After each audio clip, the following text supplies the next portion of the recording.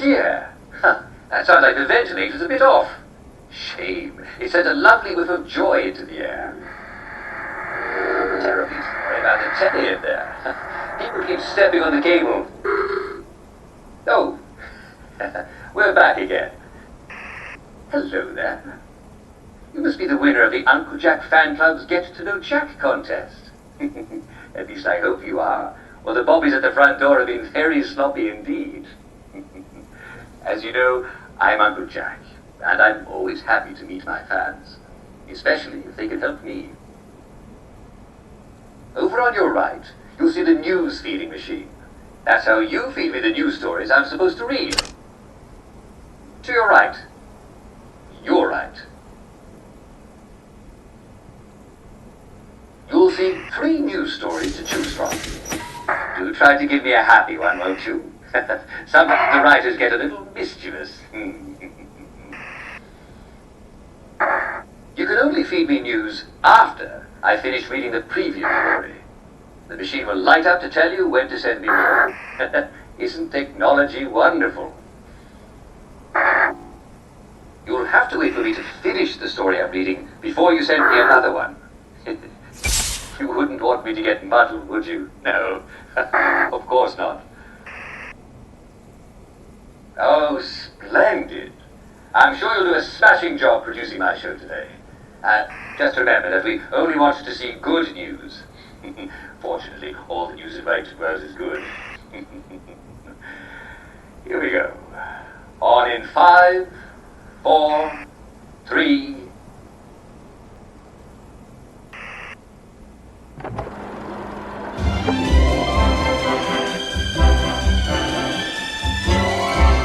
And now for the Good News Hour with Uncle Jack. That's me, Jack Worthing. I'll give you all the good news you need to start your day with a smile. Some people have noticed that the happier they get, the less they can do. If this is you, not to worry. You're just overdosing on joy. When you've had a little too much joy, about all you can really do is laugh and skip and run and play and wait till your joy comes down to a normal level. In the meantime, enjoy the pink chimney smoke and the lovely music that alarms make when they go off. And the jolly laughs that the bobbies make when they're protecting us from downers.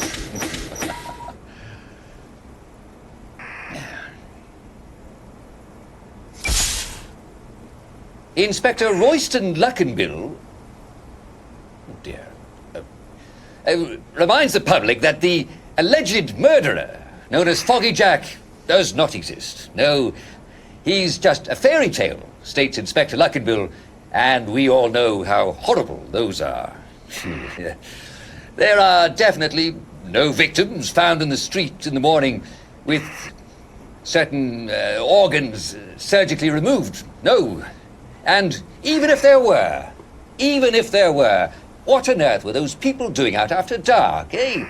Everyone except the constables should be at home listening to Uncle Jack's bedtime stories. I'm sure that the girls in question were just running carelessly with scissors. Oh, yes, well, as we all know, one can't be too careful doing arts and crafts, can one? Oh.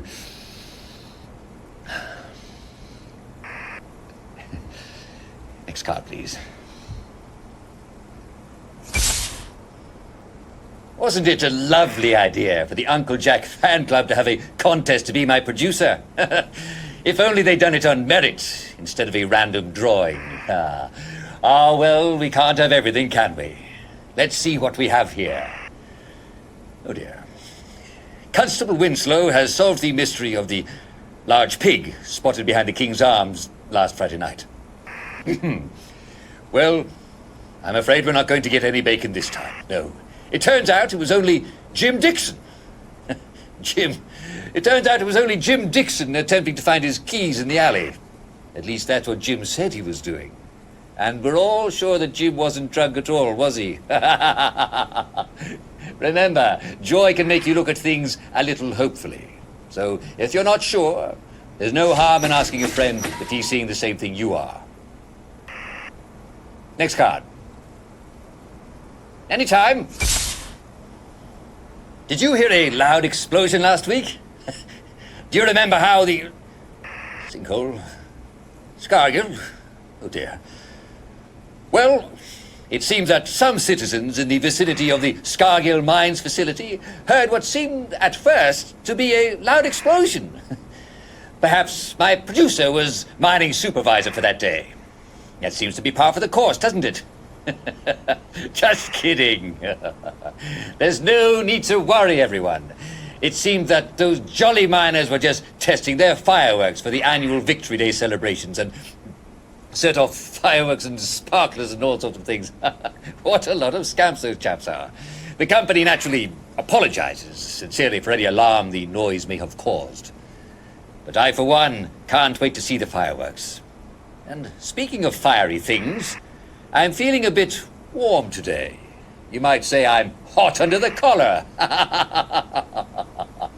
You know, sometimes you can be on so much joy that you don't even notice that you're reading bad news because everything is so rosy. Maybe that's what happened to my producer for the day. Next card. Let's see what we have here. Oh dear. The medieval well at the intersection of Albert Street and Tudor Lane is in for a bit of repointing. Yes, but there's no need to worry. No, if you've been using the well up till now, don't worry. There's no need to worry at all because everything is absolutely fine. There's no need to worry about cholera, no. Especially if you're boiling your water. And as proper English people, we all know that the water for tea should be boiling hot. And why drink anything but tea, eh? And there's no need to worry about Jack and Jill, because they'll soon be able to fetch their pail of water again, as soon as the stonework is repointed.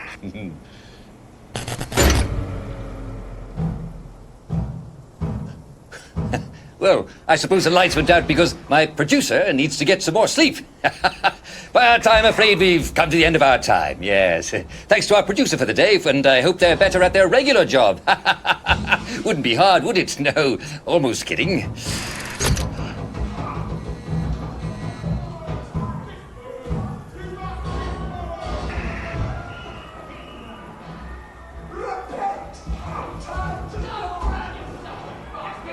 Well, wasn't that exciting? I do wish you could be here, dear viewers. Well, it looks like somebody's having a party at the visitors' gallery. There are so many happy, excited people there. So many. Perhaps somebody ought to check in and, well, make sure that...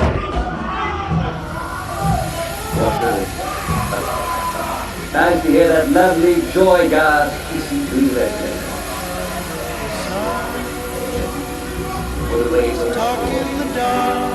Now know me. Under your smile. No one really knows that it was like this. Don't be afraid, all you gotta do is run.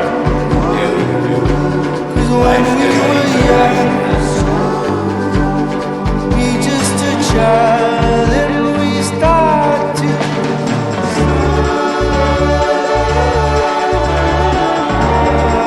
all we do is smile.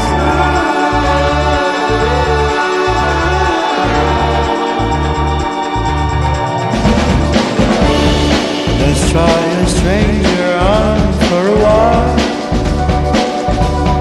Some